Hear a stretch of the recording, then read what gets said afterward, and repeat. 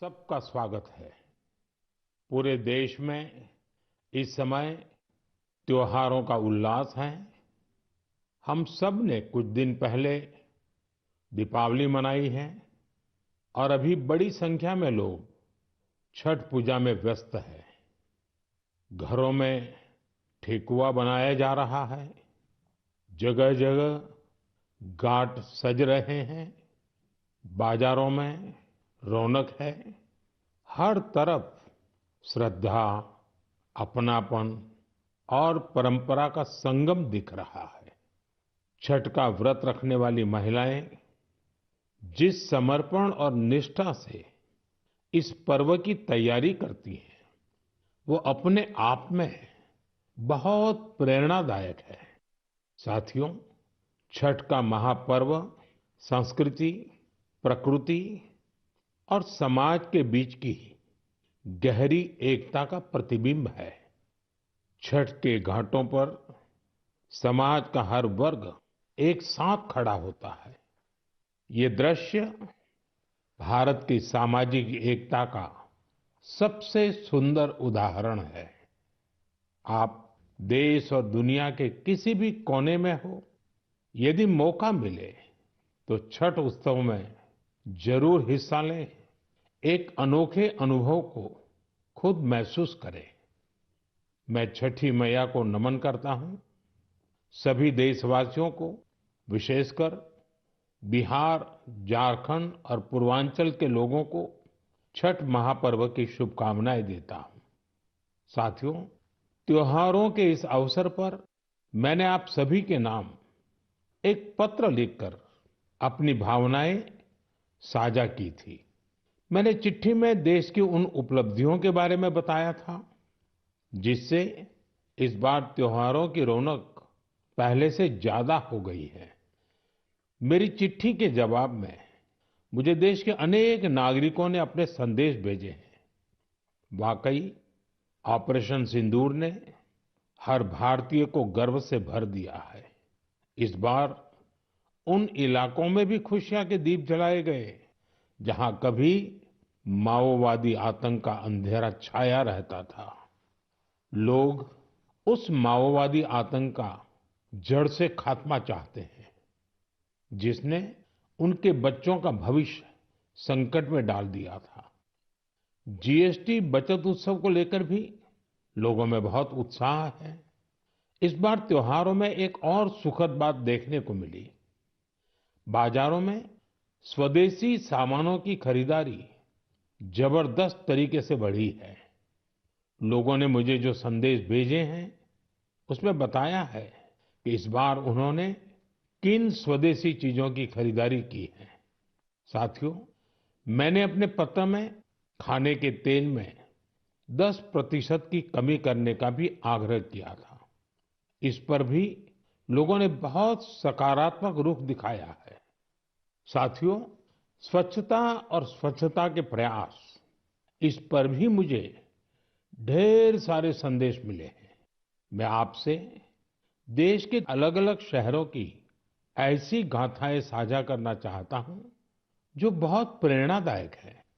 छत्तीसगढ़ के अंबिकापुर में शहर से प्लास्टिक कचरा साफ करने के लिए एक अनोखी पहल की गई है। अंबिकापुर में गार्बेज कैफे चलाए जा रहे हैं। ये ऐसे कैफे हैं जहां प्लास्टिक कचरा लेकर जाने पर भरपेट खाना खिलाया जाता है।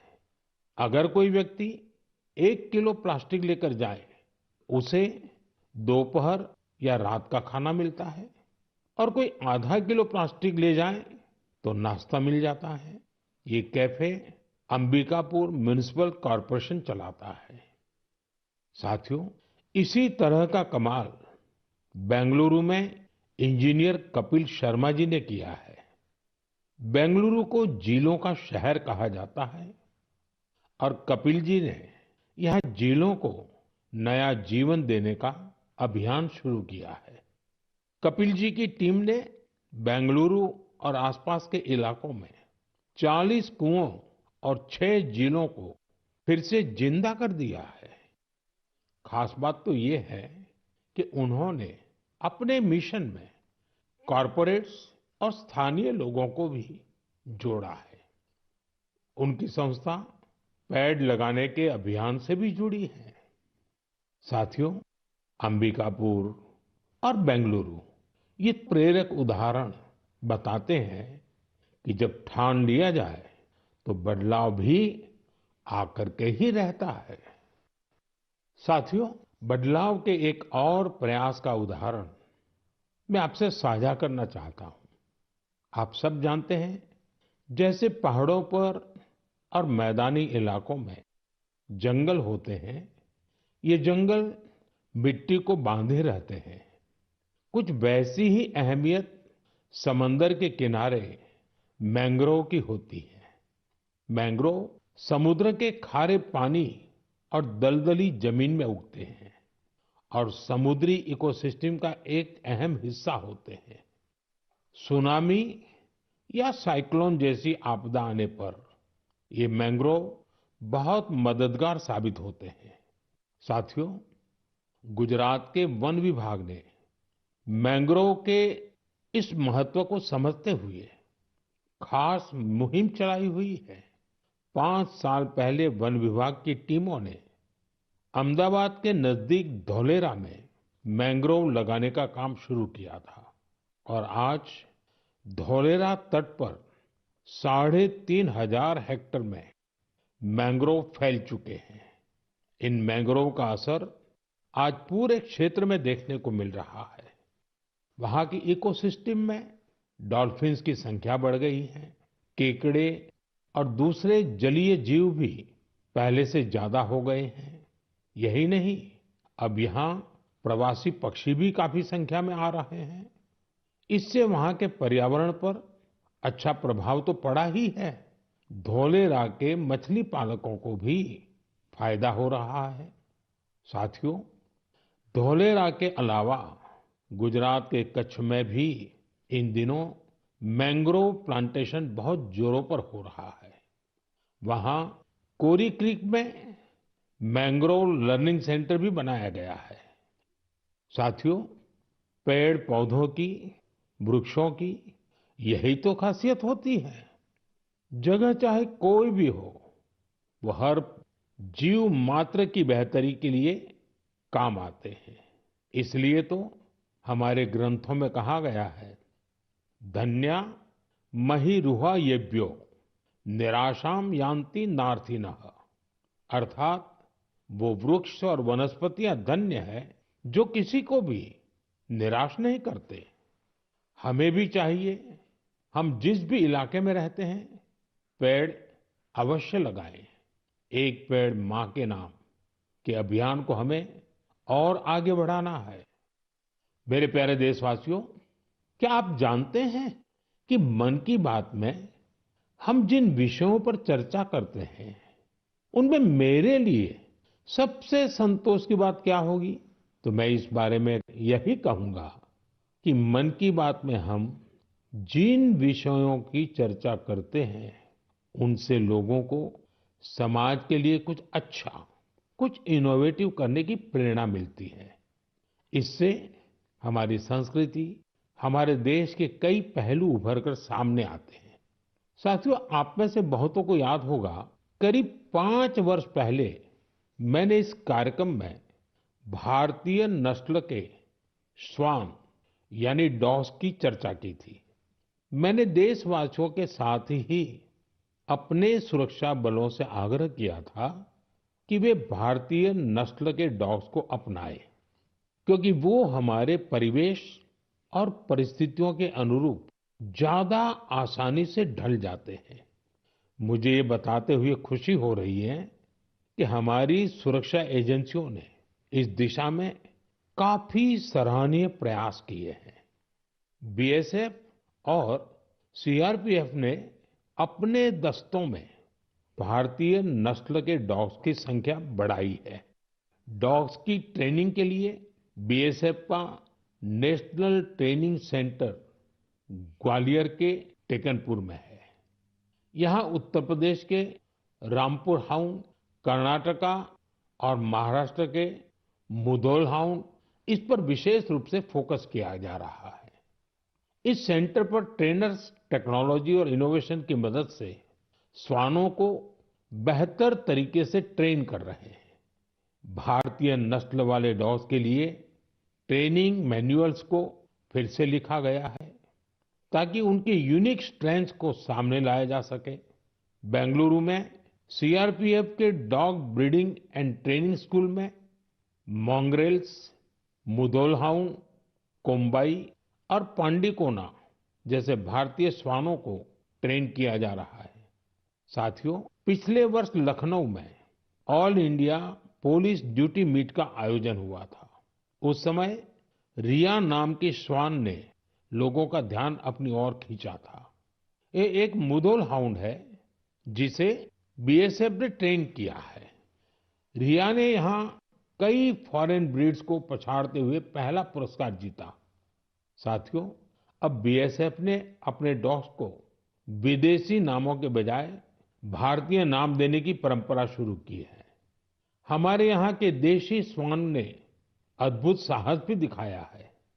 पिछले वर्ष छत्तीसगढ़ के माओवाद से प्रभावित रहे क्षेत्र में गश्त के दौरान सीआरपीएफ के एक देशी श्वान ने 8 किलोग्राम विस्फोटक का पता लगाया था। बीएसएफ और सीआरपीएफ ने इस दिशा में जो प्रयास किए हैं उसके लिए मैं उन्हें बधाई देता हूं। वैसे मुझे 31 अक्टूबर का भी इंतजार है। यह लौह पुरुष सरदार पटेल की जयंती का दिन है। इस अवसर पर हर वर्ष गुजरात के एकता नगर में स्टैच्यू ऑफ यूनिटी के समीप विशेष समारोह आयोजित किए जाते हैं। यहीं पर एकता दिवस परेड भी होती है और इस परेड में फिर से भारतीय श्वानों के सामर्थ्य का प्रदर्शन होगा। आप भी मौका निकालकर इसे जरूर देखिएगा। मेरे प्यारे देशवासियों, सरदार पटेल जी की 150वीं जयंती का दिन पूरे देश के लिए एक बहुत विशेष अवसर है। सरदार पटेल आधुनिक काल में राष्ट्र की सबसे महान विभूतियों में से एक रहे हैं। उनके विराट व्यक्तित्व में अनेक गुण एक साथ समाहित थे। वे एक अत्यंत प्रतिभाशाली छात्र रहे। उन्होंने भारत और ब्रिटेन दोनों ही जगह पढ़ाई में बेहतरीन प्रदर्शन किया। वे अपने समय के सबसे सफल वकीलों में से भी एक थे।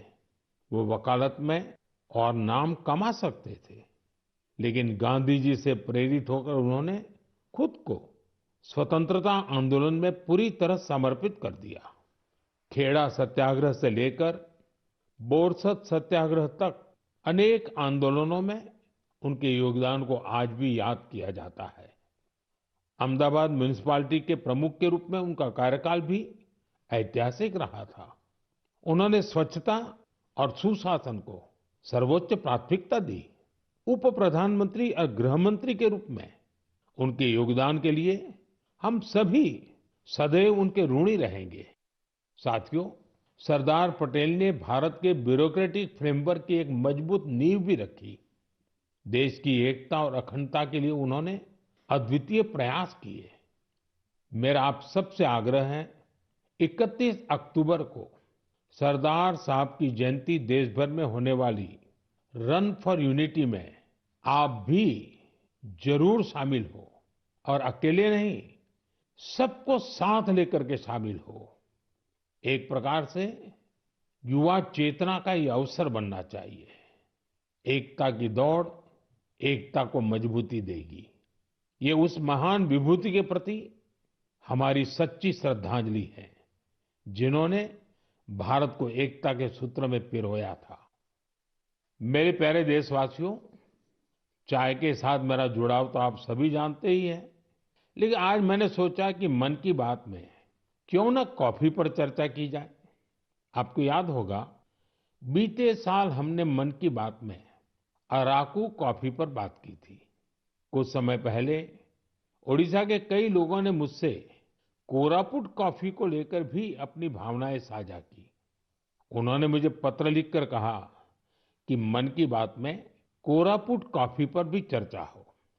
साथियों, मुझे बताया गया है कि कोरापुट कॉफी का स्वाद गजब होता है और इतना ही नहीं, स्वाद तो स्वाद, कॉफी की खेती भी लोगों को फायदा पहुंचा रही है।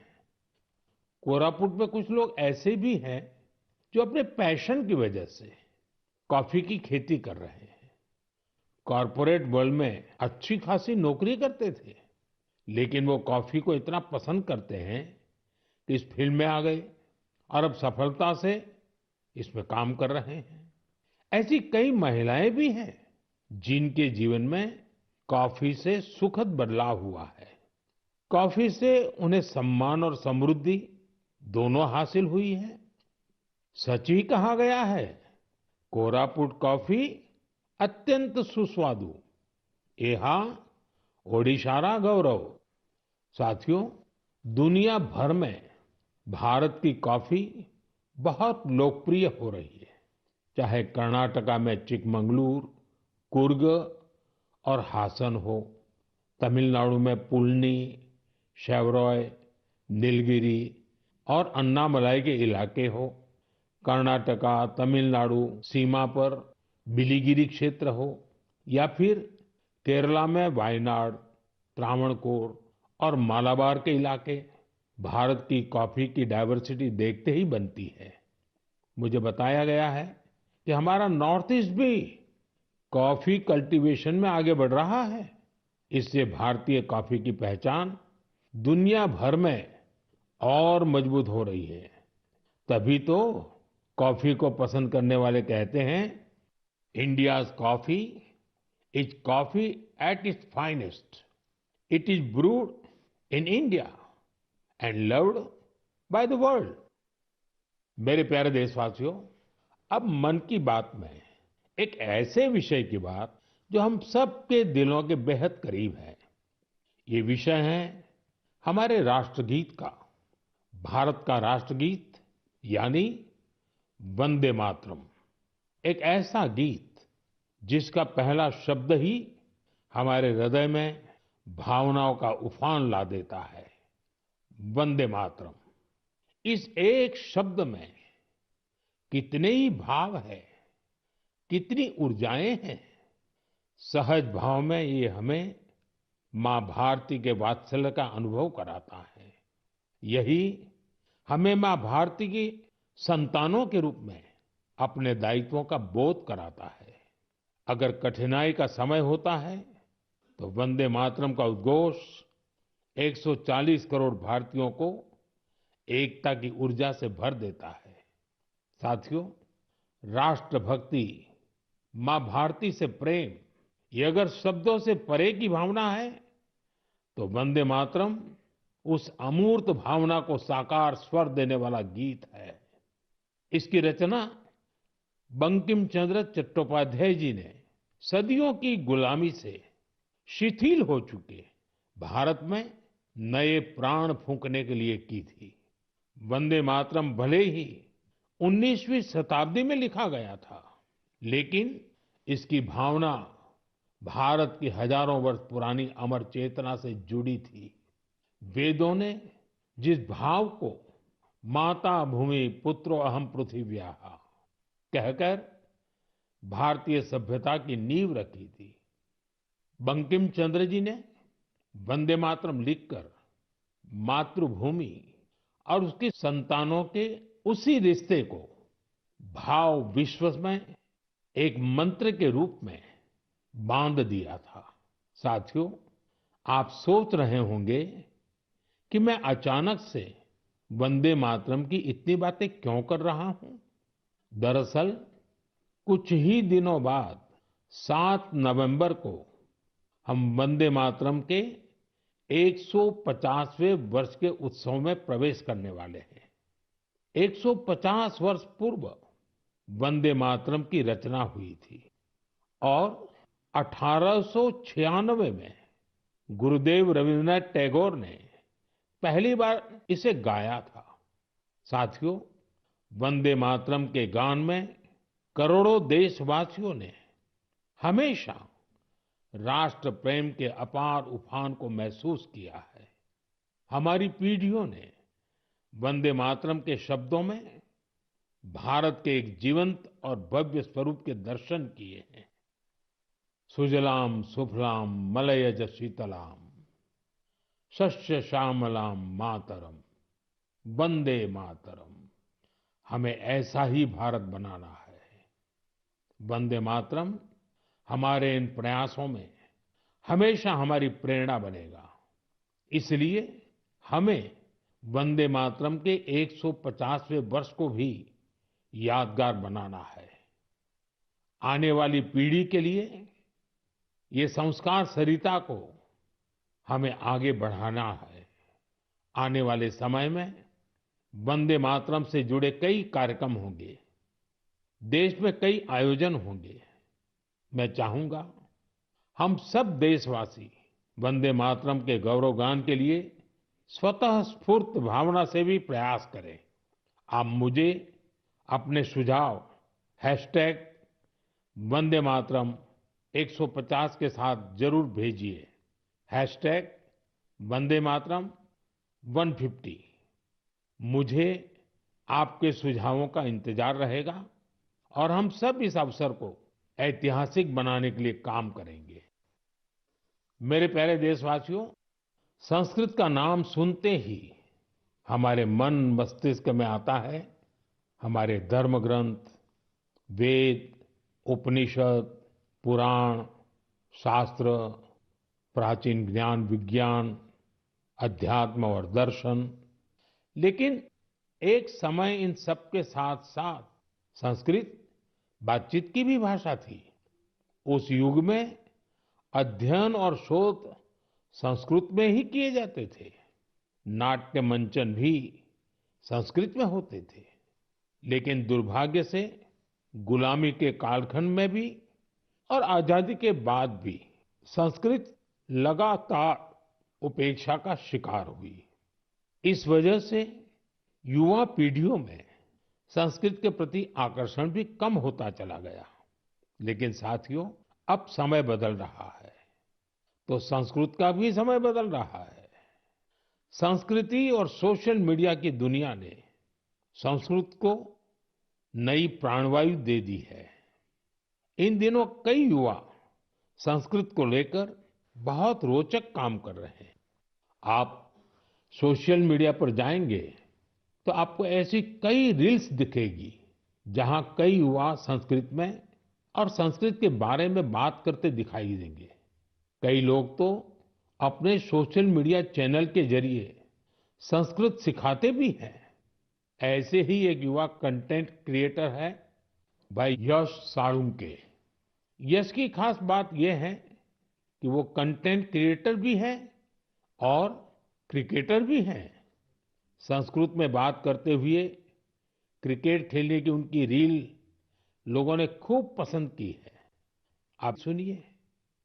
पश्यतु अहं कथं क्रीडामि। देवराजसेव्यमान पावनाङ्घ्रिपङ्कजम् ज्ञानयज्ञसूत्रमिन्दुशेखरम् कृपाकरम्। प्रातः नूतनं कन्दुकं गृह्णातु। नारदादियोगिवृन्दवन्दितं दिगम्बरम्। इमं कन्दुकं सावधानेन पश्य चषटकाय ताडय। काशिकापुरादिनाद कालभैरवं भजे, कालभैरवं भजे। साथियों, कमला और जानवी इन दो बहनों का काम भी शानदार है। ये दोनों बहनें अध्यात्म, दर्शन और संगीत पर कंटेंट बनाती हैं। इंस्टाग्राम पर एक और युवा का चैनल है संस्कृत छात्रो अहम। इस चैनल को चलाने वाले युवा साथी संस्कृत से जुड़ी जानकारियां तो देते ही हैं, वो संस्कृत में हास्य परिहास के वीडियो भी बनाते हैं। युवा संस्कृत में ये वीडियो भी खूब पसंद करते हैं। आप में से कई साथियों ने समष्टि के वीडियोज भी देखे होंगे। समष्टि संस्कृत में अपने गानों को अलग अलग तरह से प्रस्तुत करती है। एक और युवा है भावेश भीमनाथनी। भावेश संस्कृत श्लोकों, आध्यात्मिक दर्शन और सिद्धांतों के बारे में बात करते हैं। साथियों, भाषा किसी भी सभ्यता के मूल्यों और परंपराओं की वाहक होती है। संस्कृत ने ये कर्तव्य हजारों वर्ष तक निभाया है। ये देखना सुखद है कि अब संस्कृत के लिए भी कुछ युवा अपना कर्तव्य निभा रहे हैं। मेरे प्यारे देशवासियों, अब मैं आपको जरा फ्लैशबैक में लेकर चलूंगा। आप कल्पना करिए, 20वीं सदी का शुरुआती कालखंड। तब दूर दूर तक आजादी की कहीं कोई उम्मीद नजर नहीं आ रही थी। पूरे भारत में अंग्रेजों ने शोषण की सारी सीमाएं लांघ दी थी और उस दौर में हैदराबाद के देशभक्त लोगों के लिए दमन का दौर और भी भयावह था। वे क्रूर और निर्दयी निजाम के अत्याचारों को भी झेलने को मजबूर थे। गरीबों, वंचितों और आदिवासी समुदायों पर तो अत्याचार की कोई सीमा ही नहीं थी। उनकी जमीनें छीन ली जाती थी, साथ ही भारी टैक्स भी लगाया जाता था। अगर वे इस अन्याय का विरोध करते तो उनके हाथ तक काट दिए जाते थे। साथियों, ऐसे कठिन समय में करीब 20 साल का एक नौजवान इस अन्याय के खिलाफ खड़ा हुआ था। आज एक खास वजह से मैं उस नौजवान की चर्चा कर रहा हूं। उसका नाम बताने से पहले मैं उसकी वीरता की बात आपको बताऊंगा। साथियों, उस दौर में जब निजाम के खिलाफ एक शब्द बोलना भी गुनाह था, उस नौजवान ने सिद्दीकी नाम के निजाम के एक अधिकारी को खुली चुनौती दे दी थी। निजाम ने सिद्दीकी को किसानों की फसलें जब्त करने के लिए भेजा था, लेकिन अत्याचार के खिलाफ इस संघर्ष में उस नौजवान ने सिद्दीकी को मौत के घाट उतार दिया। वो गिरफ्तारी से बच निकलने में भी कामयाब रहा। निजाम की अत्याचारी पुलिस से बचते हुए वो नौजवान वहां से सैकड़ों किलोमीटर दूर असम जा पहुंचा। साथियों, मैं जिस महान विभूति की चर्चा कर रहा हूं, उनका नाम है कोमरम भीम। अभी 22 अक्टूबर को ही उनकी जन्म जयंती मनाई है। कोमरम भीम की आयु बहुत लंबी नहीं रही। वो महज 40 वर्ष ही जीवित रहे, लेकिन अपने जीवन काल में उन्होंने अनगिनत लोगों, विशेषकर आदिवासी समाज के हृदय में अमिट छाप छोड़ी। उन्होंने निजाम के खिलाफ संघर्ष कर रहे लोगों में नई ताकत भरी। वे अपने रणनीतिक कौशल के लिए भी जाने जाते थे। निजाम की सत्ता के लिए वे बहुत बड़ी चुनौती बन गए थे। 1940 में निजाम के लोगों ने उनकी हत्या कर दी थी। युवाओं से मेरा आग्रह है कि वे उनके बारे में अधिक से अधिक जानने का प्रयास करें। कोमरम भीम की ना विनम्र निवाली आयन प्रजल हृदयालो एप्पटिकी नीलीची वंटारू। साथियों, अगले महीने की 15 तारीख को हम जनजातीय गौरव दिवस मनाएंगे। यह भगवान बिरसा मुंडा जी की जयंती का सुअवसर है। मैं भगवान बिरसा मुंडा जी को श्रद्धापूर्वक नमन करता हूं। देश की आजादी के लिए, आदिवासी समुदाय के अधिकारों के लिए उन्होंने जो काम किया वो अतुलनीय है। मेरे लिए ये सौभाग्य की बात है कि मुझे झारखंड में भगवान बिरसा मुंडा जी के गांव उलीहातू जाने का अवसर मिला था। मैंने वहां की माटी को माथे पर लगाकर प्रणाम किया था। भगवान बिरसा मुंडा जी और कोमाराम भीम जी की तरह ही हमारे आदिवासी समुदायों में कई और विभूतियां हुई हैं। मेरा आग्रह है कि आप उनके बारे में अवश्य पढ़ें। मेरे प्यारे देशवासियों, मन की बात के लिए मुझे आपके भेजे हुए ढेरों संदेश मिलते हैं। कई लोग इन संदेशों में अपने आसपास के प्रतिभाशाली लोगों के बारे में चर्चा करते हैं। मुझे पढ़कर बहुत खुशी होती है कि हमारे छोटे शहरों, कस्बों, गांवों में भी इनोवेटिव आइडियाज पर काम हो रहे हैं। अगर आप ऐसे व्यक्ति या समूहों को जानते हैं जो सेवा की भावना से समाज को बदलने में जुटे हैं, तो मुझे जरूर बताइए। मुझे आपके संदेशों का हमेशा की तरह इंतजार रहेगा। अगले महीने हम मन की बात के एक और एपिसोड में मिलेंगे, कुछ नए विषयों के साथ मिलेंगे। तब तक के लिए मैं विदाई लेता हूं। आप सबका बहुत बहुत धन्यवाद। नमस्कार।